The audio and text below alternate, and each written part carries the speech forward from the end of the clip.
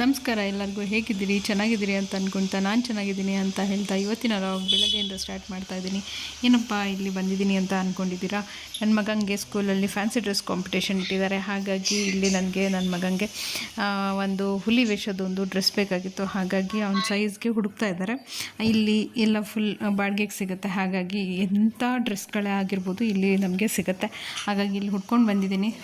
Finally ಸಿಕ್ತು. ಇಲ್ಲಿ ನೋಡಿ ಎಷ್ಟು ಚೆನ್ನಾಗಿದೆ ಅಂಥೇಳಿ. My name is Kshitij to Daphne. I am tiger, national animal of our country. I also called wild animal. Thank you.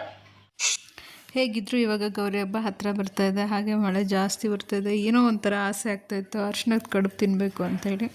ಹಾಗೆ ಹೋದ ವರ್ಷ ಕೊಟ್ಟಿದ್ದು ನಮ್ಮಮ್ಮ ಅರಳನ್ನ ಹಾಗೆ ಇಟ್ಕೊಂಡಿದ್ದೆ. ಎಷ್ಟು ಚೆನ್ನಾಗಿದೆ ನೋಡಿ, ಎಷ್ಟು ಚೆನ್ನಾಗಿ ಇಟ್ಕೊಂಡಿದ್ದೀನಿ ಅಂಥೇಳಿ. ತುಂಬ ಈಗ ಫ್ರೆಶ್ಶಾಗಿ ಇಟ್ಕೊಂಡಂಗಿದೆ. ಅದನ್ನು ಸ್ವಲ್ಪ ಹುರಿದು ಬಿಸಿ ಮಾಡಿದ್ರೆ ಚೆನ್ನಾಗಿರುತ್ತೆ. ಅದನ್ನು ಹಾಗೆ ನನಗೆ ಸ್ವಲ್ಪ ಅರಿಶಿನ ಕಡುಬು ಮಾಡಬೇಕು, ತಿನ್ನಬೇಕು ಅಂತ ಅನ್ನಿಸ್ತಾಯಿತ್ತು. ಹಾಗೆ ಅದಕ್ಕೆ ಮಾಡೋಣ ಅಂಥೇಳಿ ನಾನು ತೆಗೆದ್ಬಿಟ್ಟು ಅದನ್ನು ಬಿಸಿ ಮಾಡಿಬಿಟ್ಟು ಅದನ್ನು ತೆಗೆದಿಟ್ಕೊಂಡಿದ್ದೀನಿ. ಈ ಸಲ ಇನ್ನೇನು ಗೌರಿ ಹಬ್ಬ ಬರ್ತಾಯಿದೆ, ಮತ್ತೆ ಬಸ್ ಸಿಗುತ್ತೆ. ಹಾಗಾಗಿ ಇದನ್ನು ಖಾಲಿ ಮಾಡಿಬಿಟ್ರೆ ಮತ್ತೆ ಇನ್ನೊಂದು ಸಲ ತರಿಸ್ಕೊಬೋದಲ್ವ. ಹಾಗಾಗಿ ಇದನ್ನು ಖಾಲಿ ಮಾಡೋಣ ಅಂಥೇಳಿ ಇವತ್ತು ಅರಿಶಿನದ ಕಡುಬು ಮಾಡ್ತಾಯಿದ್ದೀನಿ. ಹೇಗೆ ಮಾಡ್ತೀನಿ ನಾನು ಅಂತ ಹೇಳಿ ನೋಡಿ, ಹಾಗೆ ನೀವು ಹೇಗೆ ಮಾಡ್ತೀರ ಅಂತ ಕಮೆಂಟ್ ಮಾಡಿ, ಓಕೆನಾ? ಹಾಗೆಯೇ ಇದಕ್ಕೇನಂತ ಕರಿತೀರಾ ನೀವು? ನಾವು ನಿಜ ಹೇಳಬೇಕಂದ್ರೆ ಹುರಾಲ್ ಗಡುಬು ಅಂತ ಕರೆಯೋದು, ಅರಿಶಿನ ಕಡುಬು ಅಂತಲೂ ಕೂಡ ಕರೀತಾರೆ. ಹಾಗೆ ನೀವೇನಂತ ಕರಿತೀರಾ ಅಂತೇಳಿ ಕಮೆಂಟ್ ಮಾಡಿ. ನಾನು ನಿಮಗೆ ವೆಯ್ಟ್ ಮಾಡ್ತಾಯಿರ್ತೀನಿ. ಪುಡಿ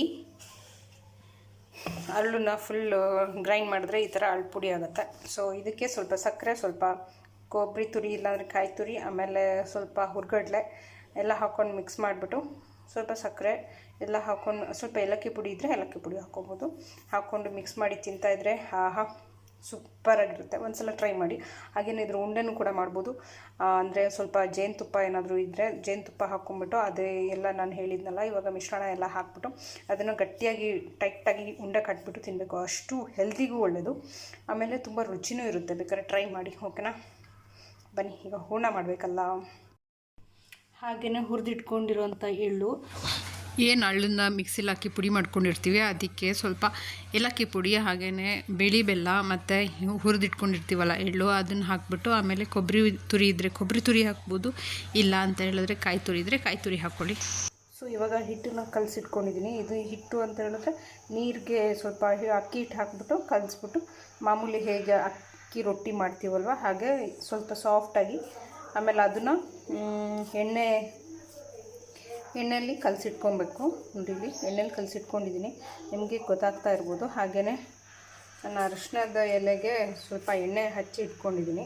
ಅಂದರೆ ಇದು ಮಾಡಿದಾಗ, ಇದನ್ನು ಹಾಕಿದಾಗ ಇದು ಅಂಟ್ಕೊಳ್ಬಾರ್ದು ಅನ್ನೋದಕ್ಕೋಸ್ಕರ, ಕ್ಲೀನಾಗಿ ನೀಟಾಗಿ ಬಿಡಬೇಕು ಅನ್ನೋದಕ್ಕೋಸ್ಕರ. ಸೊ ಹೂರ್ಣ ಕೂಡ ರೆಡಿಯಾಗಿದೆ. ಸ್ವಲ್ಪ ಕಾಯಿ ತುರಿದ್ಬಿಟ್ಟು ಹಾಕಿದ್ದೀನಿ. ಇಲ್ಲ ನಿಮಗೆ ಕೊಬ್ಬರಿ ಬೇಕು ಅಂದರೆ ಕೊಬ್ಬರಿ ಹಾಕ್ಕೊಬೋದು. ಇಲ್ಲಾಂದರೆ ಕಾಯಿ ಅರ್ಜೆಂಟಿಗೆ ಅವತ್ತೇ ತಿಂತೀನಿ, ಒಂದು 2 ದಿವಸ ಇಟ್ಟು ತಿಂತೀನಿ ಅಂದರೆ ನೀವು ಕೊಬ್ಬರಿ ಹಾಕ್ಕೋಬೇಕು. ಇಲ್ಲ ಅಂತ ಹೇಳಿದ್ರೆ ಆವಾಗಲೇ ತಿಂತೀನಿ ಅಂತ ಹೇಳಿದ್ರೆ ಕಾಯಿ ಹಾಕ್ಕೊಬೋದು. ಸೊ ಇವಾಗ ನಮ್ಮ ಮನೇಲೇನು ಉಳಿಯೋದಿಲ್ಲ, ಅದಕ್ಕೆ ಇವಾಗಲೇ ತಿನ್ನೋದಕ್ಕೋಸ್ಕರ ನಾನು ಕಾಯಿ ಹಾಕಿದ್ದೀನಿ, ಕಾಯಿ ತುರಿ ಹಾಕಿದ್ದೀನಿ. ಸೊ ಹಿಟ್ಟಿನ ಗೊತ್ತಾಯ್ತಲ್ವ? ಸೊ ಯಾರಿಗಾದ್ರೂ ಗೊತ್ತಾಗಲಿಲ್ಲ ಅಂದರೆ ಕೇಳಿ, ಓಕೆ? ಹಿಟ್ಟನ್ನ ನಾನು ಹೇಗೆ ಮಾಡೋದು ಅಂತ ಹೇಳ್ಕೊಡ್ತೀನಿ. ಸೊ ಬನ್ನಿ ಹೇಗೆ ಮಾಡ್ತೀನಿ ಅಂತ ತೋರಿಸ್ತೀನಿ, ಓಕೆನಾ? ಹಾಗೆಯೇ ಚಿಕ್ಕ ಚಿಕ್ಕ ಉಂಡೆಗಳನ್ನ ಮಾಡ್ಕೋಬೇಕು, ಈ ಥರ ಕಡುಬು ಥರ. ನಿಮ್ಮ ಕೈಯಲ್ಲಾದರೆ ಎಣ್ಣೆ ಹಚ್ಕೊಂಡ್ಬಿಟ್ಟು ಎಣ್ಣೆಯಲ್ಲಿ ನಾದ್ಕೊಂಡ್ರೆ ತುಂಬ ಚೆನ್ನಾಗಿ ಬರುತ್ತೆ. ನೋಡಿ ಇಲ್ಲಿ ಸಾಫ್ಟಾಗಿದೆ.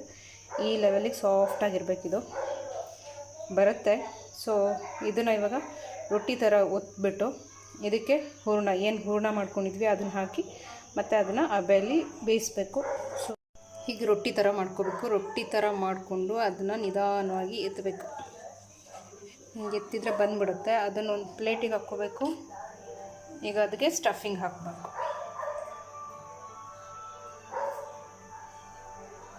ಸ್ಟಫಿಂಗ್ ನಾವು ಹೇಗೆ ಗರ್ಜಿಕಾಯಿ ಮಾಡ್ತೀವಲ್ವ, ಸೊ ಹಾಗೆ ಗರ್ಜಿಕಾಯಿ ಮಾಡೋಂಗೆ ಇದಕ್ಕೆ ಸ್ಟಫಿಂಗ್ ಹಾಕಬೇಕು.